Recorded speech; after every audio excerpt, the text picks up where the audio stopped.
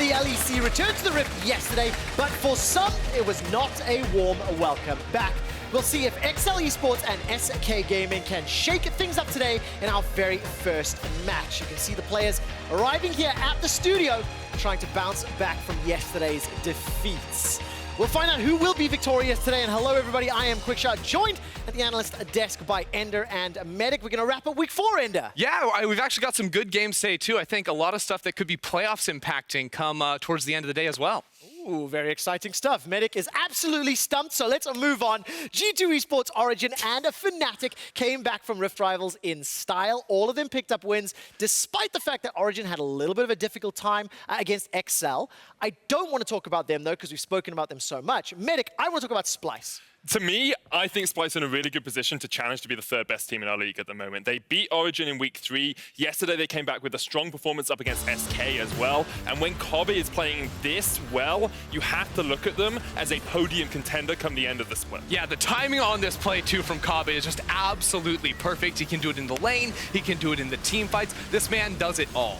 And of course, for Splyce, they continue to impress. They're going to have a difficult match at the end of the day. We'll find out how well they are going to perform. But the two teams that are struggling right now, Misfits and Vitality, they're in a crisis. 2 wins, 5 losses in Ender. They're not in playoff contention. They don't even look playoff worthy. No, I mean, right now, both of these teams are on the outside trying to look in. And the fact that they're both in that position and also playing each other today means that the loser of this match has such a difficult road to actually make it to playoffs, showing that actually they're already, only 2 wins in the season. Also losing to teams that aren't even in there, that could be really brutal. That's the big thing, I think, right? Because we're almost at the halfway point of the season. Next week, day 1 is halfway through. If you get there with 2 or 3 wins, you have a massive turnaround to look towards that 7-8 win mark that really spells playoff contention. Well, we'll have to find out if Misfits or Vitality can do it. Right now, I don't think that they can. Yesterday, we also got our first look at patch 9.13. We saw a couple of Mordekaisers. They left a lot to be desired, but we didn't see Kiana. Yeah, I mean, she was banned in 3 games, just mysteriously absent in 2. To me, that says these teams haven't had enough time to actually pick up on her. So the bans were less about her strength because they weren't banned in all 5 games. And more that they didn't have the practice playing against, and then the teams that didn't pick it at all didn't have enough to play it themselves. So I think come week 5, week 6, we will definitely be seeing her on the Rift. I totally agree, but I also think the scrim meta seems to dictate Azir or Corki in the mid lane at the moment. Someone that has good wave clear that scales well into the late game as well. And because we saw so much Azir and Corki, Kiana doesn't really fit against either of those champions. She gets poked out a little bit too easily. She's much stronger when she can be the assassin that she wants to be. Well, Ender, talk to me about Mordekaiser. He went 0-2 yesterday. Expect only put up 3,639 damage. It's the lowest of any top laner, all split. It was only excellent Rogue that played this champion. And was it that reason it lost, or is the champion just not viable at this level? I mean, I definitely think this champion is good, but what I saw from these players is that they didn't actually fully understand how to use the Mordekaiser. They're ulting Tahm Kench in fights, which means you're trading a top laner for support. That just doesn't make a lot of sense to me. I saw some mistakes inside the laning phase as well, so I definitely think this champion is better than what we saw yesterday, but even then, we saw pretty disgusting counter picks in that vein who can just smash you in the death realm. Any champion that can go toe-to-toe in long 1v1s is going to do well. I think a big thing for the Mordekaiser is, and we were talking a bit about this before the show, if you can find a composition that synergizes with him, it can work really well. Because in terms of objective control, Mordekaiser is actually really good. You take the enemy jungler out of the game and you secure the Baron or the Mountain Dragon or whatever objective you want pretty easily. But it's much more a compositional thing rather than a blind pickable top laner. Yeah, I also think that if you look towards like later game 5v5s, Mordekaiser is really going to struggle. You don't have that same like AoE team fight output that maybe other juggernauts in the game might have. You end up getting kited out, and you feel like that ultimate is not as powerful as it would be, isolating someone earlier on. I still really want to see what Mordekaiser can do in the hands of like a Fnatic or a G2. I'm hopeful. I'm also hopeful we'll see Kiana today. Maybe, maybe not. Look, last week, LCK and LPL, they faced off in the finals of Rift Rivals Asia. And Medic, I'm going to ask you to tell me what happened. Well, thank you very much, Quickshot. As we all know, though, it was 2 weeks ago in Los Angeles that the superior regions faced off. But on the other side of the globe, the LCK, the LPL, the LMS, and the VCS took to the Rift to prove who is the beast in the East. Now, the LMS and VCS quickly fell to the wayside, not picking up a single win, but the real battle raged between the LCK and the LPL. In groups, Korea decided they are fed up with losing internationally by winning 7 games in a row, and their undefeated run actually culminated in a final showdown between the 3-time world champions SKT and the current title holders Invictus Gaming. IG controlled and smashed SKT in the early game until SKT started fighting back. The game became a constant back and forth of highlight plays, including FLICKR's insane TP on Azir. Now, ultimately, SKT couldn't secure the 8-0 for the LCK, but it set up an intense final after the LPL smashed their way through the LMS in semis. Now, rather than just focus on the games themselves, I want to talk about some of the standout players from the finals, starting with Deft. Many EU fans may remember him from KT at Worlds last year, when he finally has had the opportunity to get some revenge with his new Kingzone roster. His Ezreal was insane and basically 1v9ing, and it increases expectations for him and Kingzone going into Worlds later this year. It wouldn't be an international check-in, though, without mentioning FLICKR. Bringing out the Nico in Game 2, the greatest of all time, made plays that defined the match. FLICKR's impact could be felt on the Rift, as he reminded everyone why he is so frigging good. Now, it's been over 2 years since FLICKR's last international title, and it seems the unkillable Demon King is kind of tired of waiting around. The LPL were finally able to strike back in the series as FPX's Doinb brought out a magnificent Pantheon mid. He's never made Worlds, but domestically Doinb is known for playing some crazy stuff, and with this pick he had everyone's attention. Level 2 roams bops, sky drops into any and every fight. This guy was the key that helped his team finally strike back against Korea and potentially set up for the LPL comeback. Unfortunately for the LPL, though, Damwon had something to say about it. They secured the win for the LCK, and as a support main myself, I have to praise their support Beryl. It was a joy to watch and sit and see how he reacted to situations, set up plays for his team, and overall just dominated the game. Now, Damwon are starting to prove they're a team close to getting to Worlds, but last year we saw the LPL win Rift Rivals and win Worlds. The question is, are the LCK going to do the same? I mean, I definitely think LCK stepped up. They played very, very well at Rift Rivals, and it's so difficult because last year, when LPL won Rift Rivals, we all just scoffed it off. It doesn't matter, it's not a very serious tournament. They then went on to win Worlds. So is this foreshadowing for 2019? Hey man, I'm just saying that last year LPL won MSI and then won Worlds. I don't think the Rift Rivals is as important, so if you look this year... So who won MSI? Oh, we did. Oh, that's right. So are you saying, oh, I really hope you are, but let's not jinx it. Let's not jinx it. We'll have to find out because all of these teams, they are in the running for Worlds 2019, which will take place here in Berlin, as well as Madrid and Paris between the 2nd of October and the 10th of November. Here in the LEC, however, the road to Worlds and the summer finals in Athens continues. So let's take a look at the matches that we have on the docket today. SK and XL will start us off in just a little while. Then we've already talked about the battle of the struggling squads in Vitality and Misfits. Yeah, I'm saying right now the loser of this match between Vitality and Misfits is not a playoff contender. Whew. I think I agree. It's a pretty brave statement to say in week 4, but I think having only 2 wins going into the final game of this half of the split really doesn't put you in a good spot. Maybe we'll see one of them resurge in the second half, but it's going to be a hard road to carry. Now, how much of a fight is Schalke going to put up against G2? Because obviously G2 is the favorite, but will G2 be able to do to Schalke what they did to Misfits? Yes. Yes. Okay, I wasn't quite expecting that, but I'll take it. Look, you guys at home, you can already get your tickets to the main event of the split over at riot.com/Athens. Come join us. Let's see who's going to make it to the finals. Now, today in the final game, it is going to be Fnatic taking on Splice, the undefeated Fnatic taking... facing off against an on-form Splice. I think this is the best that Splice have looked in a very long time.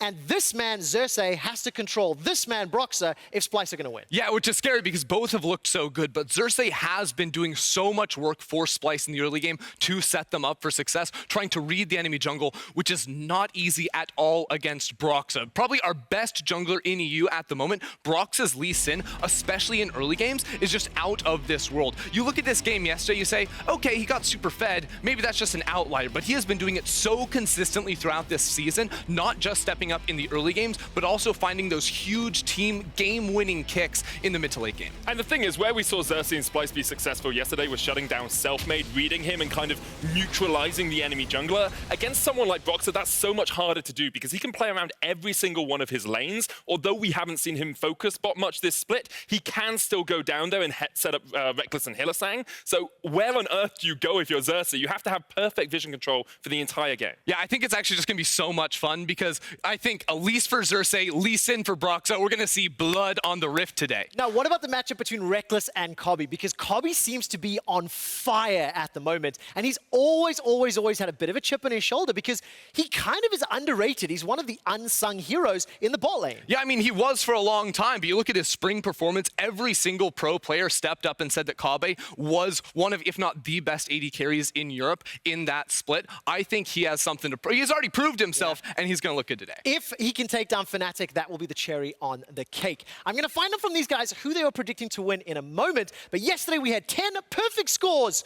I was not one of them. Let's see what our spicy picks are for the day. Okay, so first of all, Medic, you've got XL over SK. So here's the thing, Trevor. Tomorrow is the Cricket World Cup final, and England play up against New Zealand. It's not coming home. It's coming home. England are going to win, not coming so home. I had to predict XL. I do have some real analysis behind it as well. I think if XL play the early game as well as they did against Fnatic and Origin, SK can't make up that big of a deficit. If they fall 3,000-4,000 goal behind, I think XL should be able to snowball that to a victory. Is it going to happen, Ender? No, I mean, you can see right there, I say no. I think, yeah, that sounds all good in theory, but I think Crown Shot is going to outclass in the bottom lane, and Selfmade's the better jungler. You also think Misfit's going to win, though, Yeah, so I'm not sure how much we can judge you. StatsBot that's been tactically inting all split long. Fans, did you guys not see the Misfits game? I voted for Misfits yesterday. It was a terrible idea. But Ender, how are they going to win? I mean, neither of these teams look good. Let's be honest. Well, you can say give Vitality the benefit of the doubt. They played against Fnatic yesterday. Misfits played against G2 yesterday. It's the same thing. Misfits are bringing back Febiven into the mid lane, and I think that's a better look for them. Worked out really well for them last time. Heads or tails, right? That's basically what the call is. Listen, keep sending in your predictions to our Twitter page at LEC. Don't send it to at LOL Esports. In the Kia Player of the Game leaderboard, Broxah is currently sitting in first place, followed by Perks and Visitchachi. Now, Selfmade won in spring. And the question I'm going to ask you guys, does the Kia Player of the Game leaderboard foreshadow MVP? They are not linked. They do not count towards one another. But is it enough to predict the MVP from this? So for me, it is right now. I mean, Broxah's first alphabetically. Both Perks and Chachi also have 3 wins on the Kia board, but Broxah is the best player in the league, in my opinion, right now. The impact he has on Fnatic in the early game, the amount that he allows them to play around whatever lane he's camping at the time, just means that Fnatic are able to be undefeated and should continue to be undefeated, at least until they play G2 again. So, Medic, what I'm hearing is you're saying right now that's your Broxah's MVP. my MVP, 100%. Is that fair? No, I 100% agree. I think Brox has been playing out of his mind this split. There's no player in the LEC that is more valuable to his team at week 4 than Broxah is for Fnatic. And I think it's crucial to clarify that when you're saying more valuable to his team, you're not saying he's the best player, you're not saying he's the most impressive, but it's just without Broxah, Fnatic don't do what they do. Yeah, and I think it's actually fair to say that after, 4 or 3.5 weeks so far, that he has played the best during this time. Now say who's the best player in EU, you have to look back much further, but he is definitely putting his name up there. I'm just going to say, as much as there's the most valuable idea from here, Broxah is the best player in EU, in my opinion. He beats out Caps and Perks. Ooh, bold statement. Let us know on Twitter what you think. Hit him up. Listen, while we do talk about a lot of big names in LEC, one that comes to mind is Origin's Mythy. He's had a career defined by titles and success, but also a few setbacks. Here's our newest episode of LEC Legends. When Mythy and Lemondogs joined the league in 2013, it was a collection of players that really nobody knew about. Lemondogs surprised everybody with their gameplay. Turnover is too little, too late. 90 caliber net. Hourglass baited in there. Urgent strike through. Mythy as a player was still just cutting his teeth, and while the players stepped up and competed and even made it to Worlds, it kind of felt like a flash in the pan.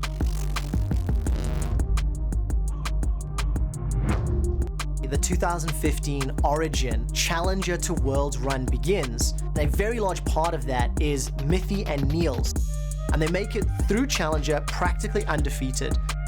Mythy had gone through a transformative period. He had grown up a little. Origin open up the summer split, proving that they are the real deal. Fnatic and Origin face off in our summer split finals. Reckless and Yellow Star were coming up against Niels and Mithy, and every single game was an epic. For the first time in 3 months, 12 weeks, 6 patches, one team added 1 loss to Fnatic's roster, and it's Origin. Every single game really led from the bottom lane. Aggressively, I don't think that Descent is connected from Mithy. Teleport was cancelled by VODs. The max range hook! Origin in the 4th game after 15,000 gold down and giving away 2 Barons. They're going to force game 5. They're going to play Silver Scrapes. It was the first time in a long time that you felt like a team could compete with the legacy that Fnatic had built up, and it was largely led by the Niels and Mithy duo. Watching Worlds in 2015, Niels and Mithy showed up every single game and were largely responsible for pushing Origin all the way through to the semi-finals, when they did eventually lose to Korea's SKT. SKT to make it to the finals undefeated!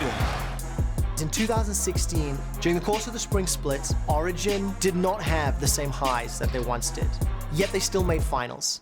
This time, it was against the new hungry upstarts of G2 Esports. This was the 2nd European final in a row where Mithy was competing and where Mithy lost.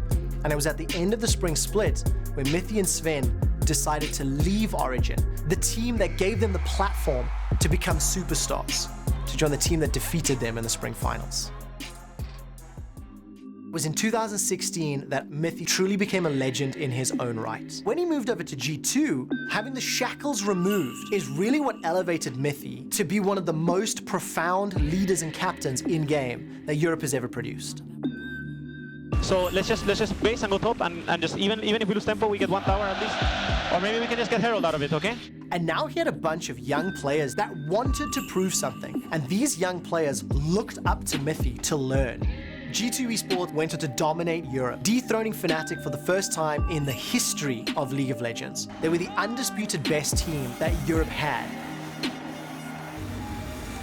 When I think about Mithy and Sven leaving G2 Esports, I think it was just the drive of the 2 players looking to conquer a new land. These 2 players had made 5 European finals back-to-back on 3 different rosters and won 3 of them. How do you keep that drive?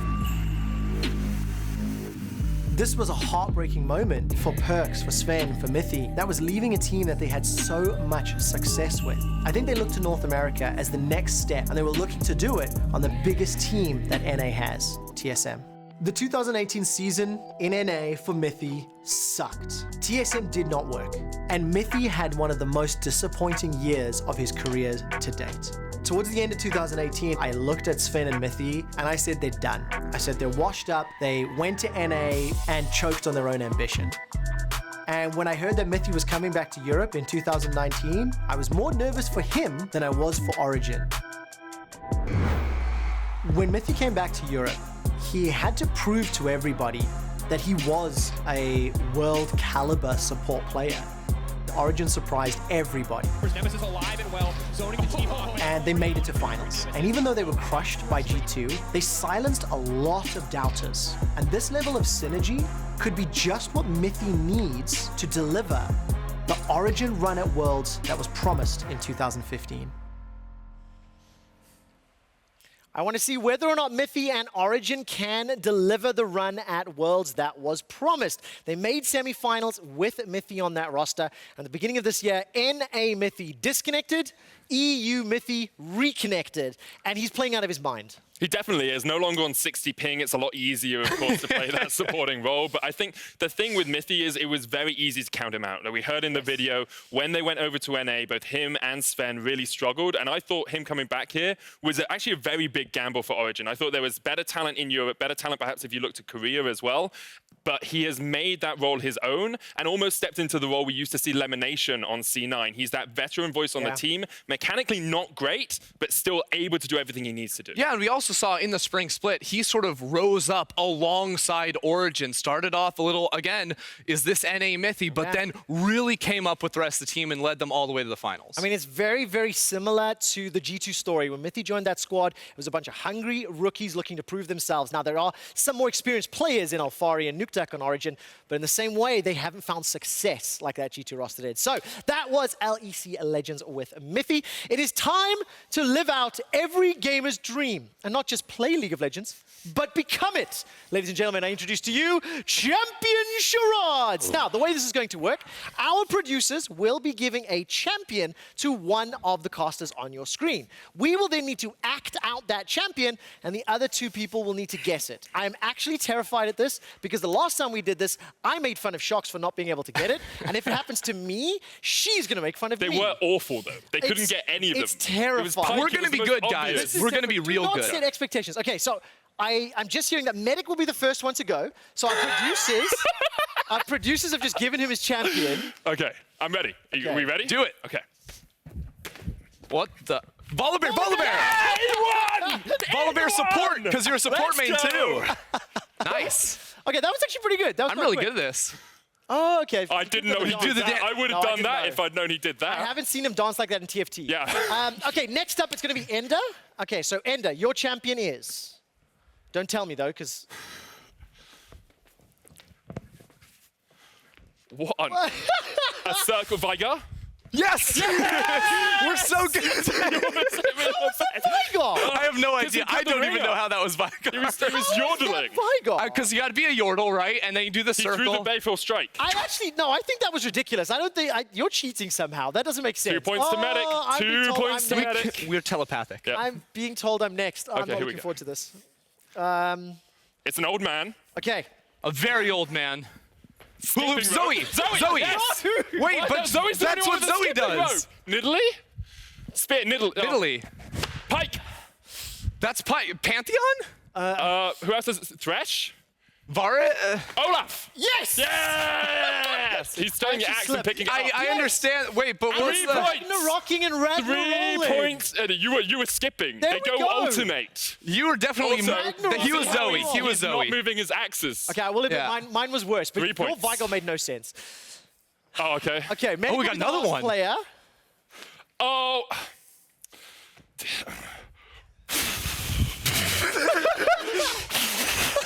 Yumi? No. Oh, wait, that's a good guess, though. I have no idea what's happening right now. He doesn't have any other skills. Wait. Wait, who doesn't have any other skills? What on earth is that? Wait, what is help? Okay, somebody help us out. I actually don't even know how to guess this. Can I? Okay, so production is saying it's a jungler. No, it's a mid laner. Wait, what? Someone please Okay. help. Okay, we There's got another one more tip. tip. Production. Keep doing that, though. It's helping. Production It's are helping, saying Medic. Ender and I suck. And the Nocturne! Nocturne! Words. Wait, that was terrible. What else would you do for Nocturne? I don't know. You can do like the arm things. You can do the... Look, What's this? This is what I'm doing. Yeah, but we didn't know this video was coming. That's really cool, though. I hope Yeah, it ended on and video. it was Okay, this acted out guy... very well. Okay, hold up. This guy did it... Okay. Oh, ladies and gentlemen, welcome to the LEC League of Legends. You suck at this. My cardio for the week. I will say, though, he did commit more than you and I did, so... Well, mine was easy. Medic is the champion of Champion Charades. Thank you very much. Congratulations. Can we get back on track and talk about the games today? Because in our opening match, XL Esports will be looking to pick up their very first win, and here's what Caedral had to say earlier today. I'm so Thank you very much, Quickshot. I am joined by Caedral. Caedral, first off, thank you for joining me ahead of your game. I'm curious, I know it's been a tough split so far. How is the team mood on XL heading into your match versus SK? I mean, actually, it feels like we're on a clean slate, kind of, because the mood's really high. Like, everyone really wants to win still. No one's really tilted or, like, or angry or anything at all. Everyone's really calm, and, like, I think we're going to be doing pretty well today.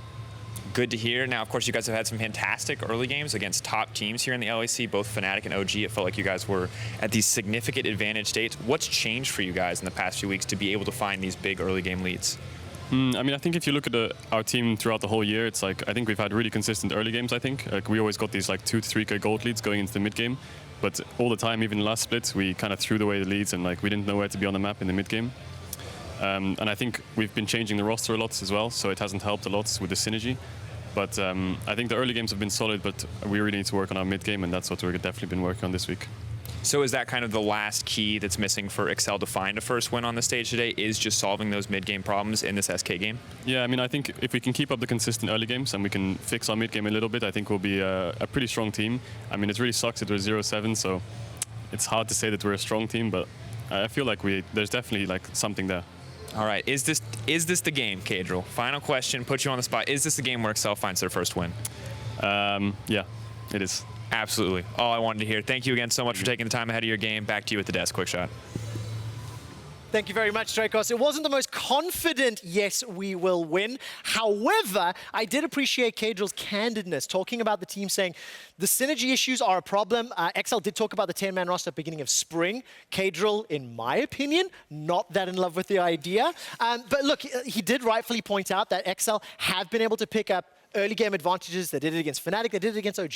Yeah, and I think a lot of it is driven by Caedral in the jungle. I think he's very smart in his pathing to find early game ganks. You know, if a lane can blow a flash, he's going to path down there and be ready when they are overextended. The issue for me, especially in this game we look at yesterday, is that they didn't give themselves enough options. They're engaged when it comes to, you know, fighting a big team fight is all Mystiques. So if Mystiques can't be the one to force that fight, they can't push their advantage. They end up stalling out and then get beaten later on. I definitely agree with that. I think Caedral is the linchpin, as you say. Getting him on a ganking jungle is really what XL want to do today. And I do worry a little bit about the bot lane. Mystiques and Jessica, although they've had some good moments, I remember the level 1 from yesterday where Mystiques jumps in, has to flash out immediately. It feels like there's just that little bit of something special missing from this team. The one thing that was impressive, though, is despite those fumbles, they still managed to pull ahead. So let's see what they can do against SK Gaming, because with XL's current form, this might be their best chance for a win. Before we talk about the matchup a little more, I want to hear from you guys at home. Who will win our very first game? Go spam now in chat, either SK or XL. Those are the letters, XL. Let's start with SK Gaming. They had a disappointing loss yesterday, and I want to know what will be their win conditions today. I think a big one for me is that I don't want to see them splitting up and going for that 1-3-1 style that we saw yesterday. It's too narrow a win condition that they can't execute on. They need tools to be able to close out games, and that means some form of 4v1 or 4-1 or 5v5 in order to actually win. And a big part of that is I want Dreams on a playmaking support. I don't want him on the Tom Cans where he's just saving crown shot. I want him on something that can make plays because he is so good, and it's a shame to not see him be able to express that talent. Now, on the other side of the rift, what will XL be doing to shut down SK? I think Caedral actually put it perfectly for himself. They're getting early leads anyway, so keep Caedral on a ganking jungler because that's what's been getting them these leads. He's very good at reading the map. And then just have some clear mid-game calls. Have one person making the call. It doesn't matter really if it's the right or wrong call in the moment. You just all need to be following it. Because yesterday, Mickey got caught out so much because he wasn't coordinating with the rest of the team. Well, take a look behind you. SK or XL rather, 50-50. 51! Now, Ender, Don't look. The question I have for you is, if XL are able to generate a lead, like they did against Origin, but against SK, are SK capable of playing from the deficit and winning the game like Origin did yesterday? I think they definitely are capable. It's going to be much harder for them, but ultimately what it comes to is how these two teams draft, because I do think that they haven't given themselves enough tools to close out. So again, if XL are in a position where it's just up to Mystiques, well then I think if they have a lead, it's much more of a coin flip whether or not they can actually close. If they have more options, then they should be able to take an early advantage and make it a win. Medic, I have one last question before we head to the caster desk. About 30 minutes ago, you predicted an XL win. You quoted, "It's coming home." Give me another justification and why the British boys are going to do it. XL can get ahead over Fnatic and Origin. SK can't even beat Splice. XL are taking the win. Well, there we go. It's that simple. It's time to kick off today's action in the LEC. Let's hit the rift.